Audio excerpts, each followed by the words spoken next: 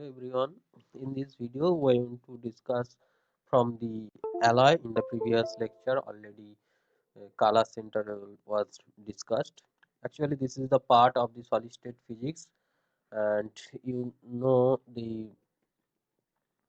this is a imperfection in the solid. Okay, this is a solid state physics part, and this portion consists in the imperfection in solid, and the Kala center already discussed in the previous lecture. In this lecture we want to discuss about the alloy. What do you mean by alloy? Alloy means if there is a two type of atom like A and B, for example copper and zinc, right? So if there is a two type of atom in the a copper atom, if you doped or the in the other material, that is called the zinc, if you doping this zinc into a up to a certain level, this is called a alloy, right?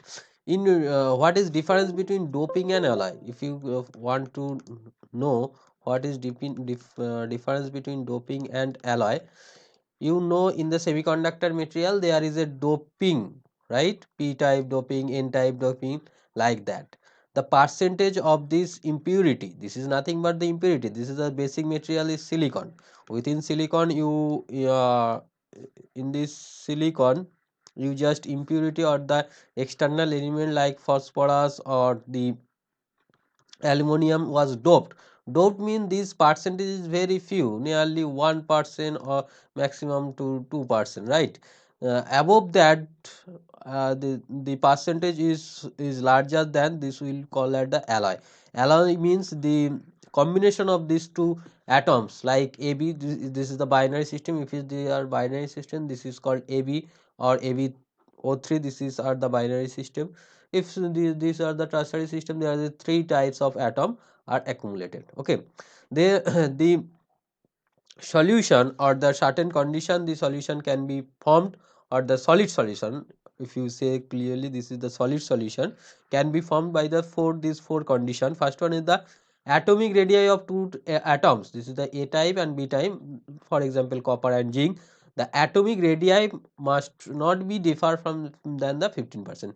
If there is a very large and very small size atom, then they are not can be formed the solution or the alloy, because there is very distortion. This means as very distortion and can be produce stress, and the structure can be destroyed. Okay, that's why we need to remember that the radii of these two atoms must be does not differ from the 15%. Next one is the atoms should have the same crystal structure.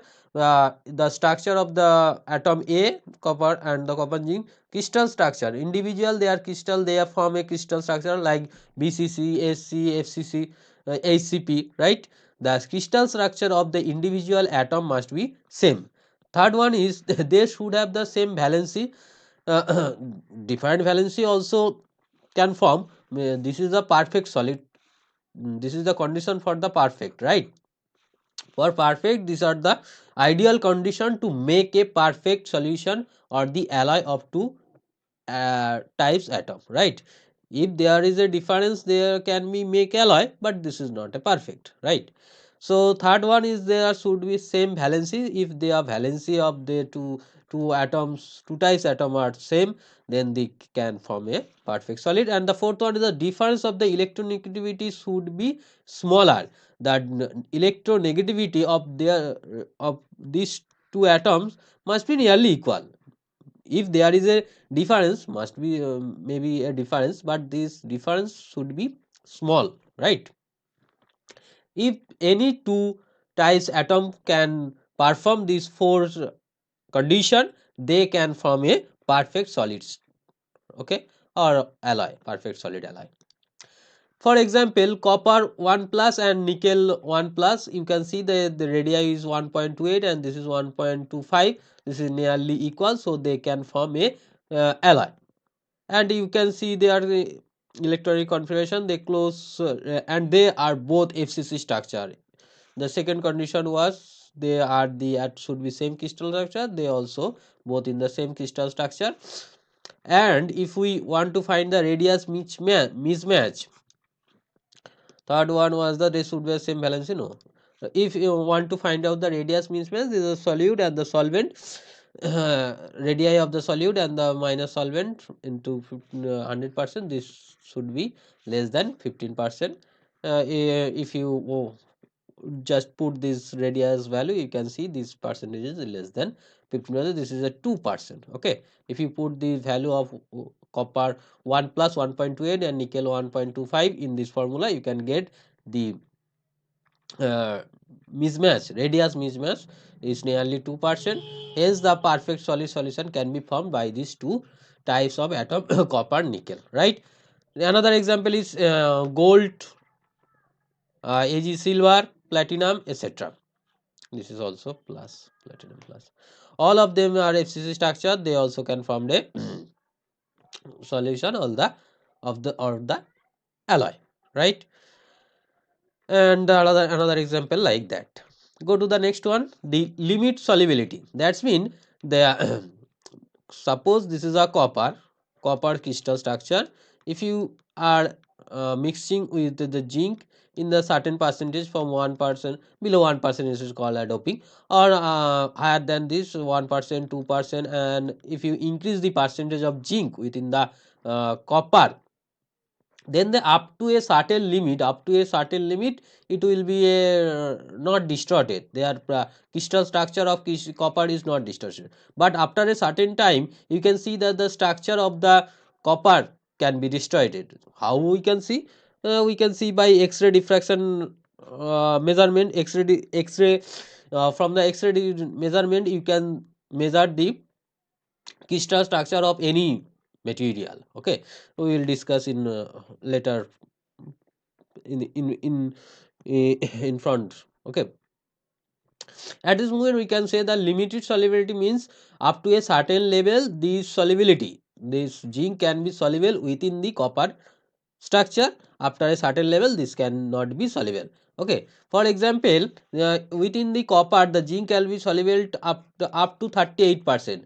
Up to 38% zinc can be soluble within the copper, and this phase is known as the alpha phase of the brass. You know the copper and zinc make a brass, so you can say the up to 38% of zinc within the copper structure, this is called the alpha phase, and this can be soluble. After this cannot be soluble, and this is change in the phase. This the phase will be changed from alpha phase to beta phase and so on, right? And copper 1 plus, and this is the 1.7% cadmium in the soluble in the copper. You can see in case of the zinc this solubility is 38%, but in case of cadmium 2 plus, because there is the charge ionic condition is difference, and the due to mainly radii you can see there is 1.28 and this is 1.49, whereas this is 1.31. This the radii is nearly equal, that's why the solubility is high, whereas this radii is 1.49. The solubility is how much low, from 38% to becomes 1.7%, and the reverse, that means the solubility of copper within the cadmium is the impossible, the reverse one is the impossible, right? Because of the mismatch of the radii, dimension of the radii. Okay, next go to the intermediate phase, which I already says that when we uh, when we doped or the solved in the zinc in within the copper up to 38%, this is not a problem, they can be soluble within the copper. This zinc can be soluble within the copper, but after above that, above 38%, you can say the change in the phase, and this is called the beta phase. This can be a up to 50%, and after that, after 50%, it will produce in the gamma phase. Above that, this above 70%, if the vicinity of zinc is 70%, 17%, then it becomes the epsilon phase, HCP. The crystal structure also be changed, this becomes HCP, from FCC to FCC change. So the doping or solubility within the copper up to solubility limit, this become a single phase, this is no problem. After above this solubility range, if you soluble within this copper, they become phase change from alpha phase to beta phase, then gamma phase, then epsilon phase, and so on. You can see the data is given here. Okay, and intermediate compound means the produce the compound in the different phases. You can see the BCC structure is FCC structure is changes into the BCC structure in case of beta phase, then after gamma phase, then after epsilon phase, they change the structure into HCP, right?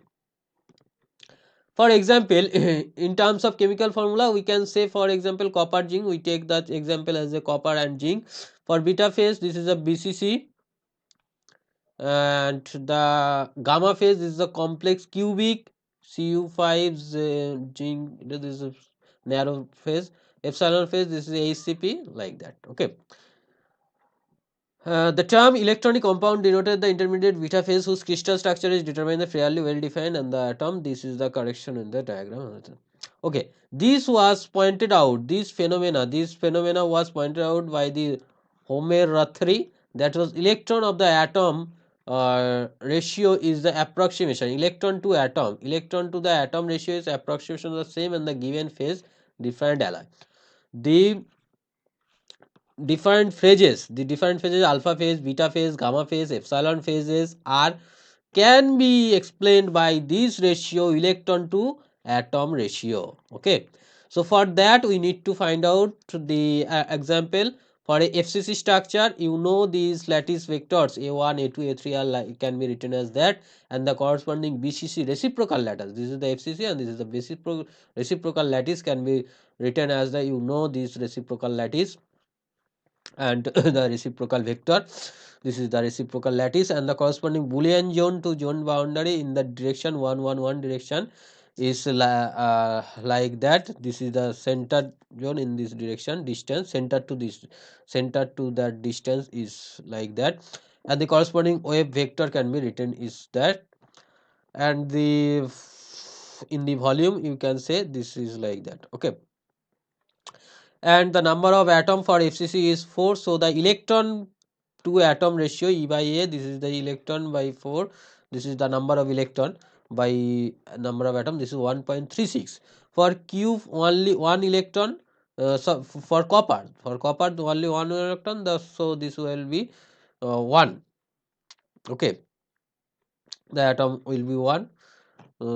This is 1, E is 1, A is 1 for copper, pure copper, this is 1, but in case of the copper zinc, this will be 1.36. So copper does not touch the Boolean zone in that direction, but copper zinc touches this. Okay, this is limiting value. The amount of zinc increases, the Fermi sphere also increases. If we increase the zinc, the Fermi sphere radius will be increases above 38%. Fermi sphere radiation is so large, they exceeds the value of the touch of the boundary. This is the boundary condition, you can say. After that, this will be, and that's why the change the phase from alpha phase to beta phase.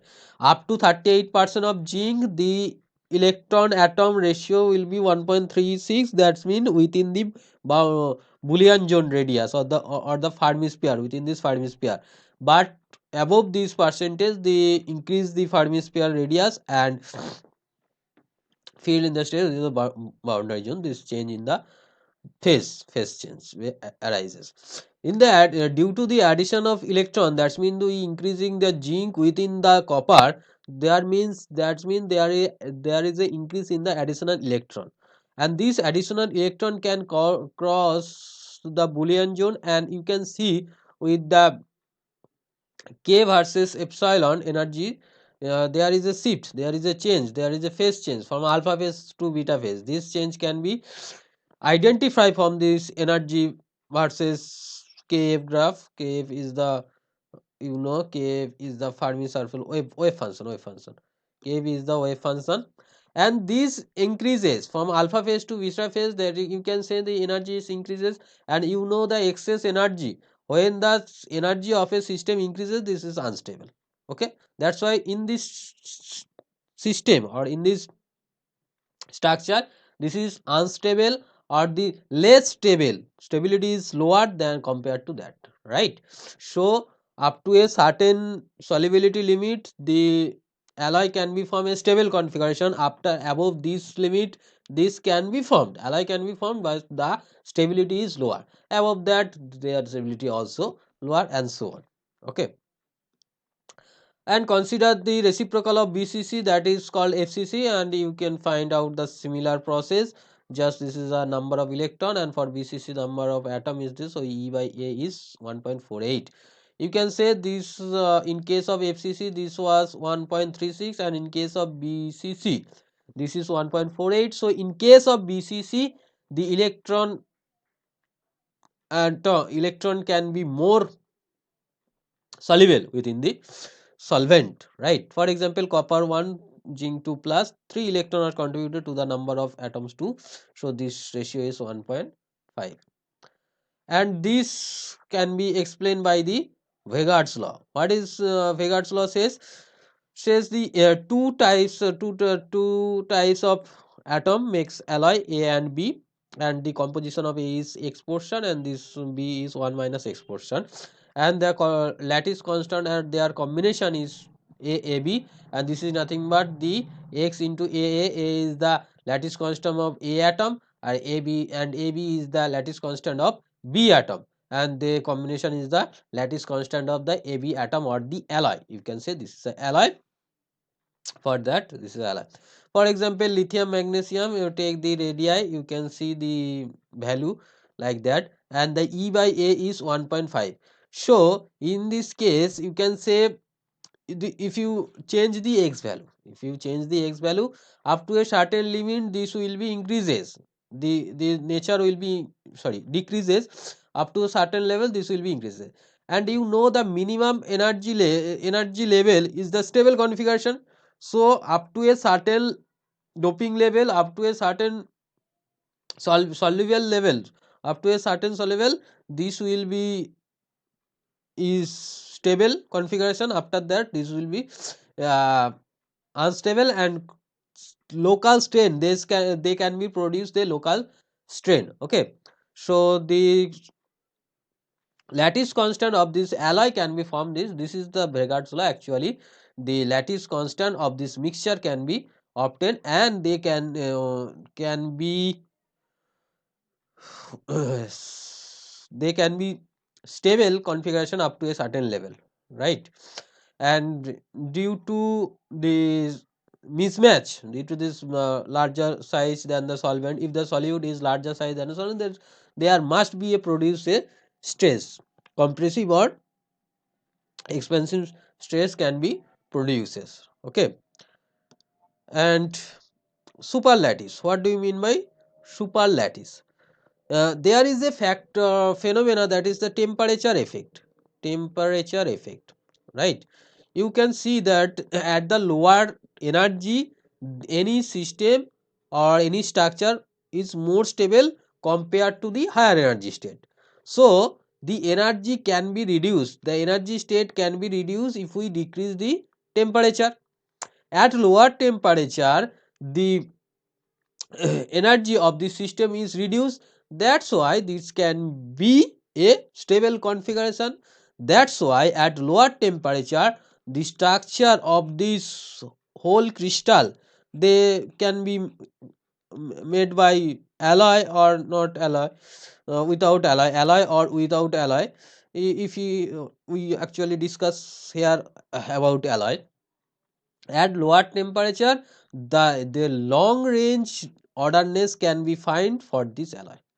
If we check into temperature for 50 to 25 degree centigrade and 10 Kelvin, okay, if you compare these two temperature, you can see just reducing this, just for reducing these two temperature from this to that, you can see the order, the grain is increases largely. Okay, this is the superlattice, where the by reducing the temperature of the alloy, the orderness range of the order will be increases, right? Long range lattice can be formed by reducing the temperature. This is the superlattice structure. Okay, in this the superlattice is can be measurement into this parameter, where r is the right order and W is the wrong order. That means there is a two place alpha side, there is a two side called, this is the alpha side and this is beta side in the crystal structure. You know this, these two are side can be obtained, and the two atom A and B. If A on alpha side and B and beta side, then this is called a this is called right structure. And if the reverse, that is the A on beta side and B on alpha side, this is called the wrong structure. And the right structure and wrong structure, the R minus W by R plus W is called the S. S is the measurement of the superlattice. S is the for superlattice. S is the measurement of the superlattice. Measurement of the superlattice. Measurement of superlattice. Superlattice. Okay. For actual superlattice structure, there is no wrong atom. That means all are right. So W equals to 0 if we put, so this S will be 1. For S will be 1. This is called the perfect order. That means all atoms are ordered in the crystal structure. There is no defect, no point defect, no line defect, no surface defect, no line defect or the surface defect, right? For perfect disorder, for perfect disorder, this was perfect order. For perfect disorder, the higher energy number of right and wrong atom are the equal. So equal number of right atom, equal number of wrong atom. So this will be 0. So S can be varied from 1 to 0. 1 for perfect order, 0 for perfect disorder. Okay. And the S depend on temperature. Surely S depend on temperature, because you reduce the temperature from higher centigrade to lower centigrade, then the R will be increases. That means S will be increases. And there is two type of transition, you know, the first order transition and the second order transition, and that can be characterized by the specific heat measurement. From the specific heat measurement, we can identify the order of transition, first order or second order transition, right? And for example, you can take a example AB type binary alloy, say beta brass. You know beta brass means the percentage of zinc within the copper is above 38%. If the percentage of the zinc within the copper, percentage of the zinc within the copper will be above 38%, this become beta phase, right? So AB type binary alloy, say beta phase, the copper atom at the corner of the cube and zinc in the body center. These two are the right position. This is the same. Carbon center is the alpha side. This is called alpha side, and the body center is called beta side. Take as the alpha side, and this is called as a beta side. So the total number of atom N is R plus W, the right atom and the wrong atom, and the number of wrong atom. Wrong means the disorder, right? So disorder can be calculated from the entropy calculation. So this is the disorderness, and just calculate the configuration entropy. Entropy KBLNW. This will be becomes the entropy calculation, and the formula will be no. This formula is used already in your graduation level. Now the Helmholtz free energy if is equal to U minus Ts, just differentiate and use the wrong atom state. We need to find out the phi, and phi is nothing but TdS. TdS is called the phi, which is called the energy required to produce a pair of wrong atom in this state. This is called the phi Rw. A pair of wrong atom produced, energy required to make a pair of wrong atom. Okay, so this is phi r. We need to find out this one. So the change of delta S associated with the delta W. Delta S is the entropy change. This is the entropy change. Entropy change. Entropy change. And this is the change of wrong atoms, right? So just putting the value in the previous expression. This is the S, Delta S can be found. So phi is the energy required to produce the wrong atom, will be like that. Okay, so you can see the S value is R minus W. This S and this R is the different. Please consider this problem. There is a mistake or problem, can be, you can say. This S is the associated with the entropy, and this S is the superlattice measurement superlattice. Okay, so this is the R minus W, R plus W. Put in the value R by W in this expression, you will get tan hyperbolic phi by 2 kbt. So we need to find out the phi. So for phi, there is a law, that is the Bragg-Williams theory, which is help us to find out the phi. After getting the phi, we can find out easily the measurement of superlattice. Okay, what he says that this is a long range order theory. Energy is required to place two right atom in wrong position. That means two atoms are placed in the wrong position, that is the interchange their position, the energy depend on the neighboring atom. If let in the alpha side and the beta side as the neighboring side, if B is there, the atom, while is A is there, this is the wrong atom, right? In the beta side, this is, if there is beta, in beta side there is B, this is the right, and there is A, then this is the wrong. So the phi energy at A is the alpha side and B in the beta side. This is the initial phi. Okay, so this is the initial phi, where at alpha there is A, at beta there is A or B, and in case of beta side there is A. This is a change. This is the initial, and this is for final. Okay, so at final this is produced because of the interchange. Okay, due to interchange, the we can find the phi at the final position, final state, and the change in the phi is the final minus initial. You get this expression.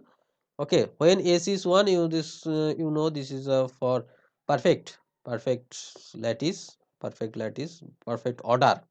Okay, this will be phi 0, and from previous equation just put the value of phi. This is a phi hyperbolic x, and if we want to draw this s versus x, this nature will be like that. Hyperbolic tan hyperbolic graph is like that. At a particular two temperature, you will be get those 2 points, and these two slope are different. Only at the s equal to 0, this slope are is the same, and this is called the TC. T equal to TC, the slope of the two curves will be equal, so that your only solution will be s equals to 0. TC is the critical temperature, where we equating these two slope of the two curve. Actually, there is a uh, expression, you can see there is a tan hyperbolic expression, and this is this expression. Just want to solve these two expression. This is a temperature curve, and this is the time hyperbolic. The solution will be, these points are the solution, right? So at a particular temperature, these two curves are coincide when at t equal to 0. Here these two curves are coincide. These two equation for, sorry, for s equal to 4 kVt by phi 0 and s equal to tan hyperbolic function x, these two curves are coincide when at t equal to 0, and that temperature is called the critical temperature, where the slope of two curve are the same. And otherwise the solution can be obtained from this is a straight line, and this is the tan hyperbolic curve. The intersecting point are the solutions, right? The temperature dependent, as according to Bragg-Williams theory, is given by below. Here, the phi is independent of s. If phi is independent of s, then the entropy versus then the s dependent of s versus temperature is like that. And if is phi is independent of s, so s is another, by that there is no TC. If there is independent, and if there is a dependent, there is a TC. Here phi is dependent on S. If phi is dependent on S, the nature of the curve will like that, and if phi is independent on the S, the nature of the curve will be that. And you can say there is no Tc. That means the temperature at which the slope of these two curves are not intersecting. The temperature at which these two slope curves are not intersecting can be obtained when the phi is independent on S. If phi is dependent on S, we can find out that slope at which the temperature the temperature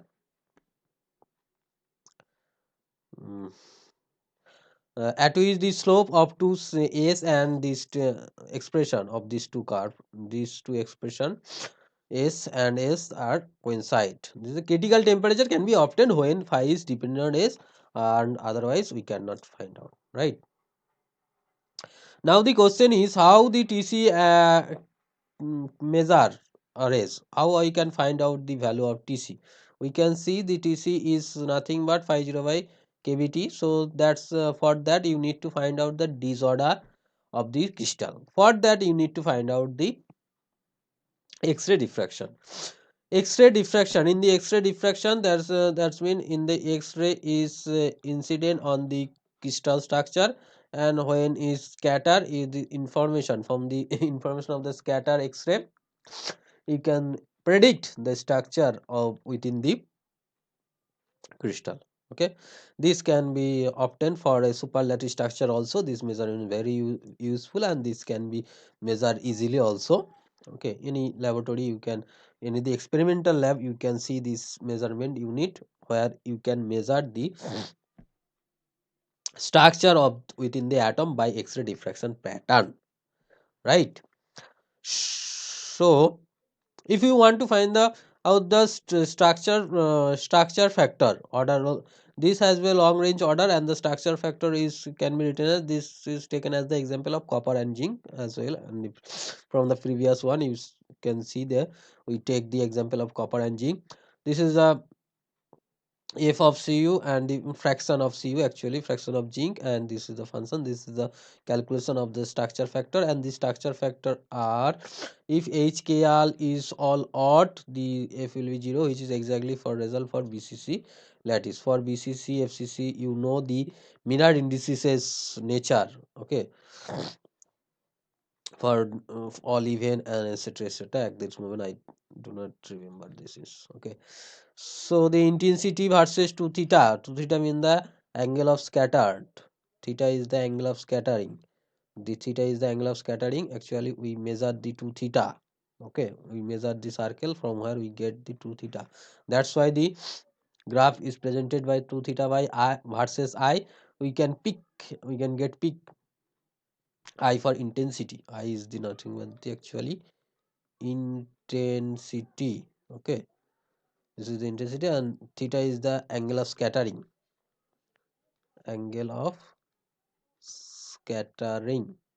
Okay, and from that we get the expression or the structure of this cylinder. For example, we should take this HKL even or odd, the atomic length. This will be intensity will be like that. So put to this, follow the structure used to dissolve the superlattice line.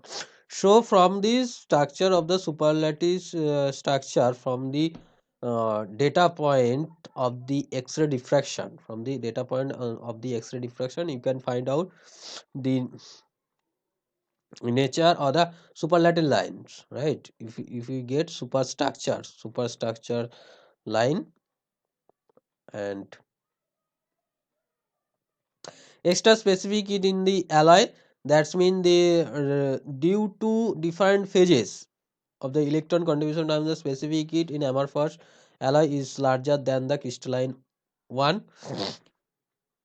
Okay, so due to different electronic structure from crystal structure to amorphous structure, amorphous, you know amorphous mean the disorder structure, right? Disorder, the order, there is a order but a small range, by crystal structure is a large range order, large large range order. In crystal structure the order is large range and the amorphous there is a small range. Actually this is disorder, but if there exists a order with very small range. Okay, so this disorder also helps the electronics contribution. Sometimes the electronic conductivity is larger of amorphous crystal compared to the crystalline crystal. Okay, it can be experimentally observed. Sometimes amorphous crystal is more helpful than compared to the crystalline crystal, and the specific heat also increases for the amorphous crystal compared with the crystalline crystal due to the extra electronic configuration wi- within the amorphous crystal. Okay, so that's it. For question, any regarding question, you can comment within the comment box, or you can ask me my WhatsApp number or the call in the 7890 432 473. In this number you can call me or WhatsApp me for any question from this video, or you can comment in the comment box. Okay, take care, we will meet in the next class. Thank you.